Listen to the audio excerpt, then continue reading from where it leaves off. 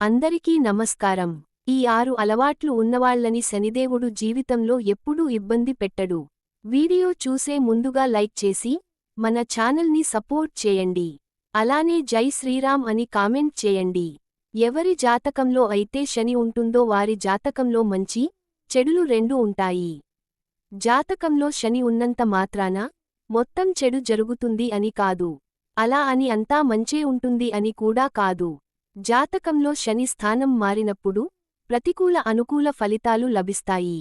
అయితే ఈ 6 అలవాట్లు ఉన్నవాళ్లకు శని దేవుడి వల్ల ఎలాంటి ఇబ్బంది ఉండదని పండితులు అంటున్నారు. శని దేవుడికి ఎవరైతే దాన ధర్మాలు చేస్తారో వాళ్లంటే ఇష్టం.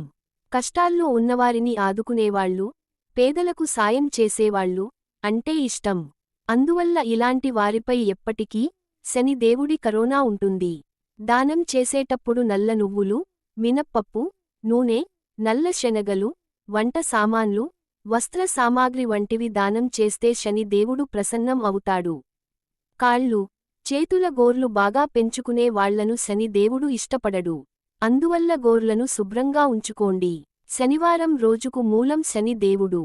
ఆ రోజున ఉపవాసం ఉండి మనం తినాల్సిన భోజనాన్ని పేదలు, ఆకలితో ఉన్నవాళ్లకు అందిస్తే శని దేవుడు సంతోషించి వారి ఇంట్లో అన్నానికి, ధనానికి కొరత అనేది రాకుండా శని దేవుడు చేస్తాడు.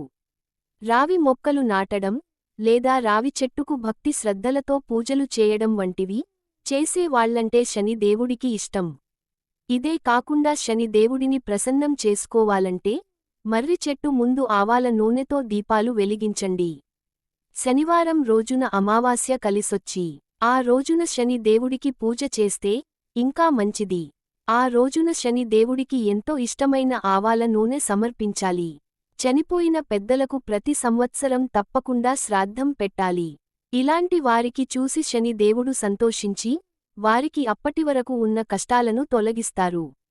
జ్యోతిషశాస్త్రంలో నల్ల కుక్కను శని దేవుడి వాహనం అంటారు.